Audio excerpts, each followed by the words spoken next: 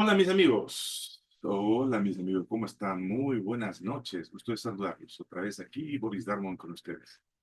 Qué gusto poder compartir con ustedes en esta noche un tema que a alguien, de una manera, le preocupó y me comentó y yo quiero ayudar un poco con la comprensión de la escritura y por esa razón decidí esta noche, viernes, hacer una pequeña exposición respecto a este tema con un ejemplo.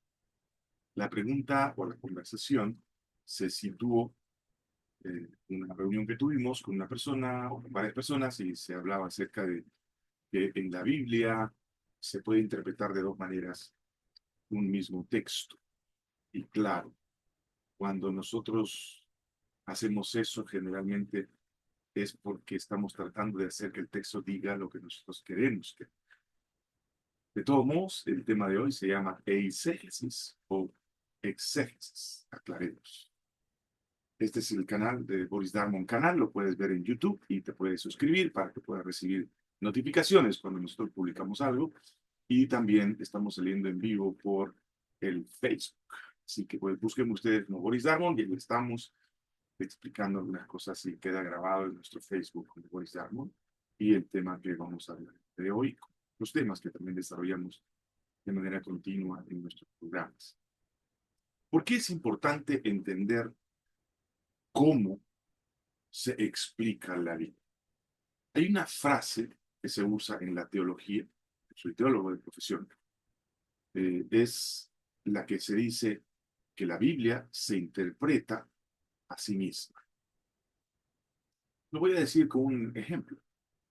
Si tú quieres, por ejemplo, saber qué está haciendo un niño caminando hacia el lado opuesto de su casa, con un poquito de dinero en sus manos, aparentemente se está yendo a jugar con algún otro niño o posiblemente se ha escapado de la casa sin permiso de los padres y quién sabe si el niño está haciendo lo correcto o no. Y tú lo encuentras, lo conoces al niño, conoces a sus padres y le preguntas al niño, ¿a dónde vas?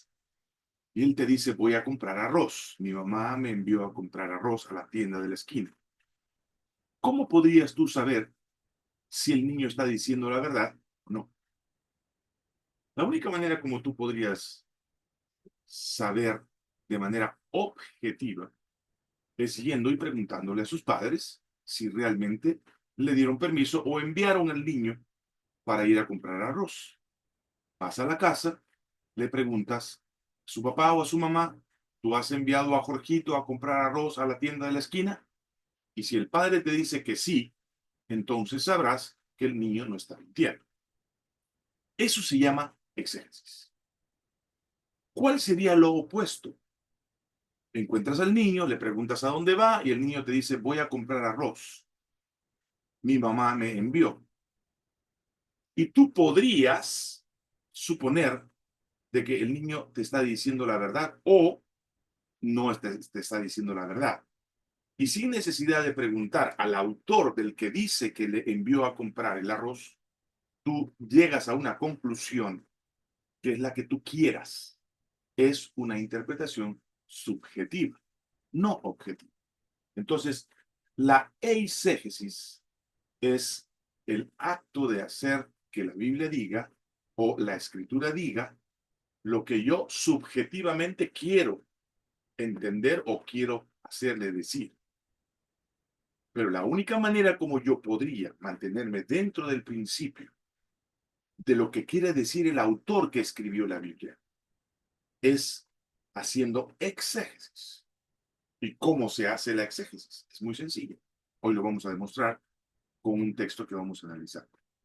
La manera como se hace exégesis es viendo el contexto inmediato antes y después del texto para situarse en el tiempo, en el autor, en la intención, en la historia o el relato que se está describiendo en ese párrafo. Y luego, también para corroborar lo afirmado o lo expuesto en ese párrafo, yo tendría que ir a buscar en el resto de los textos de la Biblia algo que no vaya contra aquello que el autor está diciendo.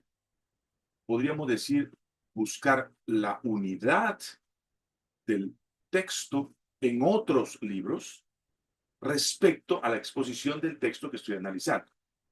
Eso se llama los textos mediatos o mediatos, los que están lejos del texto dicho por otros autores, pero que afirman o confirman lo que yo estoy leyendo en el texto. Y el inmediato serían los textos anteriores o posteriores o cercanos al texto que estoy interpretando y, por supuesto, con el autor. Pues, bien. La eisegesis no preocupa eso. No se preocupa por el texto inmediato, por el texto mediato, no le interesa. Simplemente dice y lee lo que dice y cree lo que su mente puede decir. La eisegesis está llena de errores. La exégesis está cercana al punto de vista del autor. Por eso es muy importante analizar este ejemplo que vamos a utilizar el día de hoy. Estábamos en una comida y en la comida apareció pues la idea de que Cristo ya limpió todo, se puede comer de todo, así se lo dijo a Pedro. Y citó lo que nosotros encontramos en el capítulo 10 del libro de Hechos de los Apóstoles. ¿Cuál es el entorno o la, eh, lo que rodea a esta historia? Cuando Jesús les dijo a los discípulos, no salgáis de Jerusalén, predicad en Jerusalén, estad en Jerusalén, Pedro tomó en serio ese concepto y él no quería ir a predicar a nadie que no fuera judío. O sea, según Pedro, bajo la orden de Jesús, él debía predicar solamente a los judíos en Jerusalén. Leamos la historia para que podamos entrar en el entorno de esta descripción que se hace en el capítulo 10 del libro de Hechos de los Apóstoles. Había en Cesarea un hombre llamado Cornelio, centurión de la compañía llamada La Italiana. Centurión, manejaba 100 soldados. Piadoso y temeroso de Dios, con toda su casa, y que hacía muchas limosnas al pueblo y oraba a Dios siempre.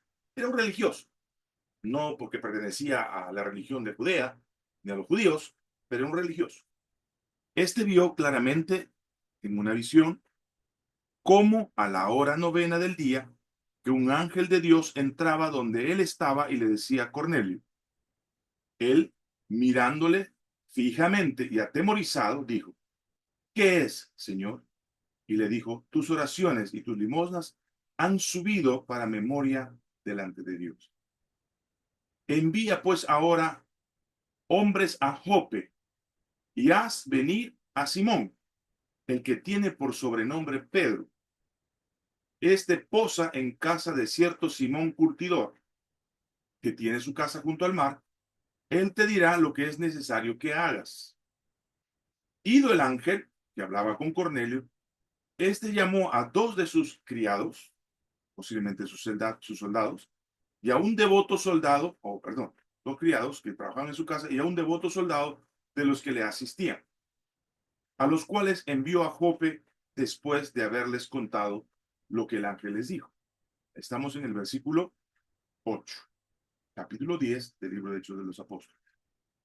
Al día siguiente, mientras ellos iban por el camino y se acercaban a la ciudad, Pedro subió a la azotea para orar cerca de la hora sexta, mediodía, y tuvo gran hambre y quiso comer, pero mientras le preparaban algo, le sobrevino un éxtasis. Se quedó dormido, comenzó a soñar y vio el cielo abierto y que descendía algo semejante a un gran lienzo que atado de las cuatro puntas era bajado a la tierra, en el cual había de todos los cuadrúpedos terrestres y reptiles y aves del cielo. Y le vino una voz, levántate, Pedro, mata y come. Entonces Pedro dijo, Señor, no, porque ninguna cosa común o inmunda he comido jamás. Volvió la voz a él la segunda vez. Lo que Dios limpió, no lo llames tú común o inmundo. Esto se hizo 3 veces y aquel lienzo volvió a ser recogido en el cielo.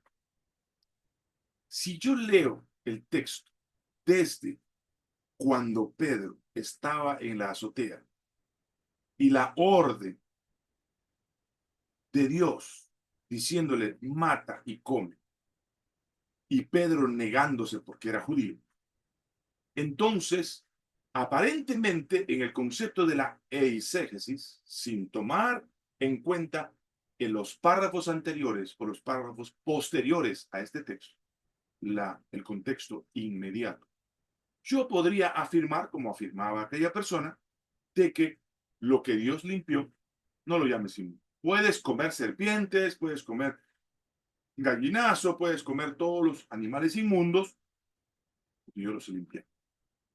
Aparentemente, el texto quiere decir eso. Pero si nosotros nos concentramos en esos 4 o 5 textos, lo único que vamos a hacer es caer en error. ¿Por qué?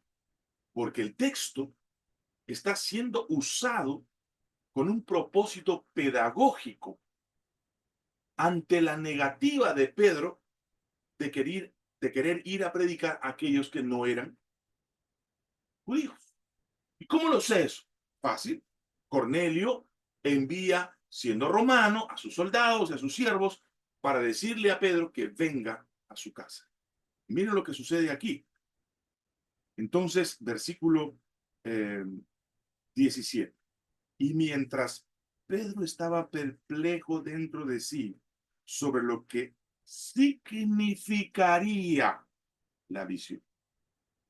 Estamos hablando de significado. ¿Por qué el Señor me presentó esa visión? ¿Por qué el Señor me mostró ese sueño? ¿Por qué? ¿Qué razón tenía? ¿Qué propósito o qué me quería enseñar? ¿Que coma yo animales inmundos? Estoy con hambre, sí, están preparando la comida. Y en esta casa de judíos no van a preparar comidas inmundas. Entonces no creo que el Señor me esté diciendo eso. Entonces Pedro estaba perplejo porque él quería saber qué significaba la visión que había visto. Y he aquí los hombres que habían sido enviados por Cornelio, no judío, llamado inmundo, llamado común. Y el que no era judío, no era circuncidado, era definitivamente una persona llamada inmunda. Incluso escritores dicen que a todos los que no eran judíos les llamaban perros, inmundos. Entonces los que habían venido enviados por Cornelio, los cuales, preguntando por la casa de Simón, llegaron a la puerta. Y llamando, preguntaron si moraba allí un Simón que tenía por sobrenombre Pedro. No era el Simón curtidor, era un Simón llamado Pedro. Y mientras Pedro pensaba en la visión, escuchen lo que dice el Espíritu. Le dijo el Espíritu, he aquí, 3 hombres te buscan. Ah, alguien me busca. ¿Dónde? En la casa de Simón el curtidor, donde yo estoy ahora. Levántate pues y desciende y no dudes de ir con ellos porque yo los he enviado, le dice el Espíritu. Entonces Pedro, descendiendo a donde estaban los hombres que fueron enviados por Cornelio, les dijo, he aquí, yo soy el que buscáis. ¿Cuál es la causa por la que habéis venido? Ellos dijeron, Cornelio el centurión, varón justo y temeroso de Dios y que tiene buen testimonio en toda la nación de los judíos, lo quieren los judíos, ha recibido instrucciones de un santo ángel de hacerte venir a su casa para oír tus enseñanzas, tus palabras. Entonces, haciéndoles entrar, los hospedó. Y al día siguiente, levantándose, se fue con ellos y le acompañaron algunos de los hermanos de Jope. Al otro día entraron en Cesarea y Cornelio los estaba esperando, habiendo convocado a sus parientes y amigos más íntimos. Cuando Pedro entró, salió Cornelio a recibirle y postrándose a sus pies, adoró. Está llegando el discípulo de Jesús, el que había estado con él, y lo quiso adorar. Mas Pedro le levantó diciendo, levanta, pues yo mismo también soy hombre. Y hablando con él, entró y halló a muchos que se habían reunido. Y les dijo, escuchen ahora, ¿qué significaba la visión de los animales cuadrúpedos, inmundos, que la voz de Dios en la visión le decía, mata y come. Versículo 28. Viene la explicación. Vosotros sabéis cuán abominable es para un varón judío juntarse o acercarse a un extranjero, a un inmundo. Pero a mí me ha mostrado Dios que a ningún hombre llame común inmundo. Si yo tomo el texto, no, este texto también significa que yo puedo comer cualquier cosa. Momentito. Dios no está diciendo en este texto que yo puedo utilizarlo con una eisegesis, haciendo decir al texto lo que yo quiera. No puedo decir ni afirmar con la Biblia y tener autoridad al afirmar eso, que yo puedo comer cualquier comida. Si yo tomo el texto fuera de su contexto, claro, puedo decir lo que quiera. Y eso se llama eisegesis, lleno de error, falsedad, porque el texto no puede ser interpretado fuera de su contexto. Entonces, el mismo Pedro le dice, ustedes saben cuán difícil es, cuán impuro es considerado por los judíos juntarme con ustedes. Interesante, ¿no? Entonces, dice aquí, donde nos hemos quedado, en el versículo 29. Por lo cual, al ser llamado, versículo 29, al ser llamado, vine sin replicar. Así que, pregunto, ¿por qué causa me habéis hecho venir? Entonces Cornelio dijo, hace 4 días que a otra hora yo estaba en ayunas, y a la hora novena, mientras oraba en mi casa, vi que se puso delante de mí un varón con vestido resplandeciente. Y dijo, Cornelio, tu oración ha sido oída y tus limosnas han sido recordadas delante de Dios. Envía pues a Jope y haz venir a Simón, el que tiene por sobrenombre Pedro, el cual mora en la casa de Simón, un curtidor, junto al mar, y cuando llegue, él te hablará. Así que luego envié por ti y tú has hecho bien en venir. Ahora pues, todos nosotros estamos aquí en la presencia de Dios para oír todo lo que Dios te ha mandado. Entonces Pedro, abriendo la boca, dijo, en verdad comprendo que Dios no hace acepción de personas. No hay un inmundo para Dios. Esa es la lección que estaba dándole con el lienzo de los cuadrúpedos. No era para que coma, sino para que él entendiera que era el momento de salir de Jerusalén para ir a hablar con los que no eran judíos. Entonces, en verdad comprendo, dijo él, versículo 35, sino que en toda nación se agrada del que le teme y hace justicia. Dios envió mensaje a los hijos de Israel anunciando el evangelio de la paz por medio de Jesucristo. Este es el Señor. Ahora Pedro no dice es el Señor de los judíos, es el Señor de todos. Vosotros sabéis lo que se divulgó por toda Judea, comenzando desde Galilea, después del bautismo que predicó Juan. Cómo Dios ungió con el Espíritu Santo y con poder a Jesús de Nazaret. Él lo conocía como Jesús de Nazaret, no como el Hijo de Dios. Y cómo éste anduvo haciendo bienes y sanando a todos los oprimidos por el diablo, porque Dios estaba con él. Y nosotros somos testigos de todas las cosas que Jesús hizo en la tierra de Judea y en Jerusalén, a quien mataron colgándole en un madero.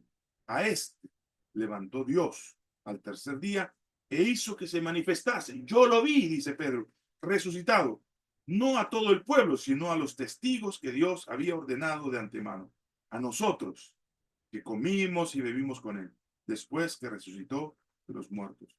Y nos mandó que predicásemos, dice que predicásemos al pueblo, estoy sin lentes, por eso estoy leyendo un poquito con problemas, y testificásemos que Él es el que Dios ha puesto por juez de vivos y de muertos. De este dan testimonio los profetas, que todos los que en Él creyeren recibirán perdón de pecados por su nombre. Mientras aún hablaba Pedro estas palabras, el Espíritu Santo cayó sobre todos los que oían el discurso. Y los fieles de la circuncisión que habían venido con Pedro, que eran circuncidados, estaban reconocidos por los judíos, se quedaron atónitos de que también sobre los gentiles, no judíos, perros, inmundos, llamados por los judíos, se derramase el don del Espíritu Santo, porque los que oían hablaban en lenguas y que magnificaban a Dios. Entonces respondió Pedro, ¿puede acaso alguno impedir el agua para que no sean bautizados estos que han creído en el Espíritu Santo también como nosotros? Y mandó bautizarles en el nombre del Señor Jesús. Entonces le rogaron que se quedase por algunos días. Estamos leyendo todo el contexto. Estamos leyendo todo el texto. Estamos tratando de interpretar bajo el principio de la exégesis lo que el Señor está mostrando en su palabra. Lo que queremos decir con esto es que debemos tener mucho cuidado cuando queremos hacerle decir a un texto lo que nosotros queremos que diga. Tenemos que tener muchísimo cuidado cuando nosotros estamos hablando de la Biblia y no estamos tomando en cuenta su contexto inmediato, inmediato, para poder interpretar adecuadamente lo que el Señor quiere decir a través de su escritura, por supuesto, inspirado en algún escritor, profeta, apóstol o los que fueron utilizados por Dios como medios para dejar esta escritura en nuestras manos. No hay que hacer que la Biblia diga lo que nosotros queremos. Cuando uno hace eso, está llena de errores.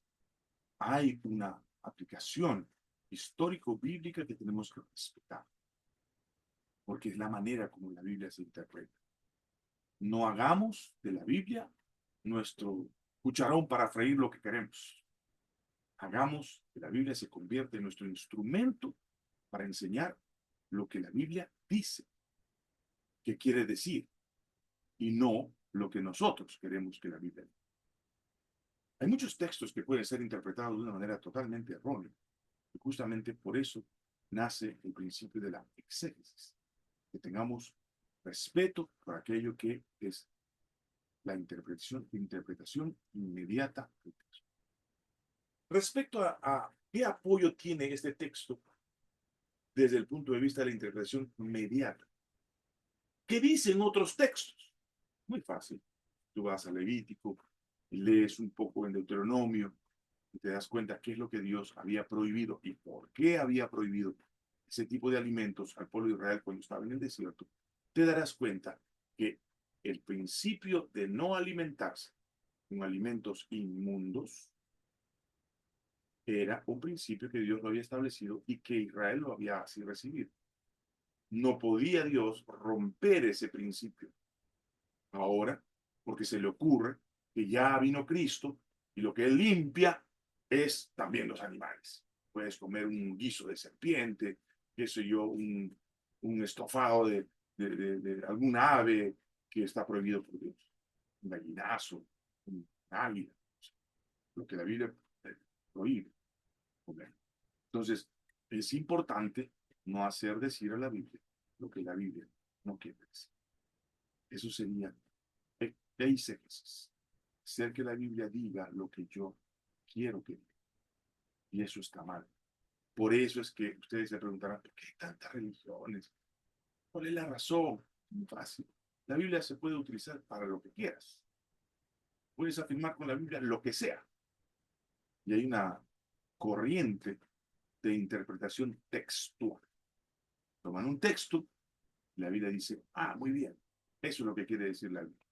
Vamos a ver otros casos parecidos en los cuales no solamente tenemos que mirar el contexto inmediato, tenemos que ver también un poco cuál es la intención del autor. Tenemos que ver qué es lo que decía en el lenguaje que utilizó y cuál es la traducción exacta del griego o del hebreo respecto a ciertas palabras. Un amigo me dijo, si Jesús tomó vino, que no puedes tomar tú también, puedes tomar todo lo que quieras. Mira, se tomaron 6 cántaros, después 6 cántaros más. Imagínate, se emborracharon. Eso no dice la Biblia. Si tú te das cuenta, cuando describe a los que están borrachos, usa la palabra leucos, de ahí viene la palabra leudado o fermentado. Y cuando utiliza el lenguaje que Jesús convirtió el agua en vino, usa la palabra oinos, que significa jugo de uva fresca. Por eso es que el maestro Sala preguntó y dijo, no se sirve el mejor vino al comienzo. Y ya después se sirve cuando están la gente un poco pasado de vino. Lastimosamente, la Biblia nos ayuda, que quieren hacer que la Biblia les apoye algunos vicios, algunas cosas como esas. Entonces la Biblia es muy exacta y ayuda muchísimo a su interpretación posible. Que esta pequeña lección que hemos dado el día de hoy te ayude a buscar cuál es la unidad del pensamiento bíblico, a pesar de tener muchos autores y haber sido escrito en más de 1500 años de distancia entre el primer libro y el último, mantiene la unidad que se requiere para que toda interpretación de la Biblia no sea de interpretación privada, sino que sea con la ayuda del autor y la ayuda del Espíritu Santo, quien inspiró y a nosotros nos iluminó para que podamos entender la palabra de Dios. Cuando digo nosotros, te incluye a ti también, no a Boris Dark, sino a todos los que buscamos alguna lección en la palabra de Dios que nos ayude a comprender cuál es la voluntad de Dios a través de su palabra. Espero que esto nos ayude a todos. Te deseo lo mejor y no olvides, siempre búscanos en Boris Darmon canal. Ahí tenemos varios temas de diferentes índoles, de diferentes maneras, entrevistas, conversaciones sobre religión, sobre temas bíblicos, sobre motivación, sobre charlas de desarrollo personal, liderazgo y también política. Eh, Me gusta que las personas piensen de manera integral en todos los temas. No hay tema que no se pueda tratar. Con gusto inscríbete, con like en nuestro canal, Boris Darmon canal, y también síguenos en Facebook como Boris Darmon. Un servidor para cada uno de ustedes. Nos vemos en la próxima charla, seguramente con algo también interesante. Muy buenas.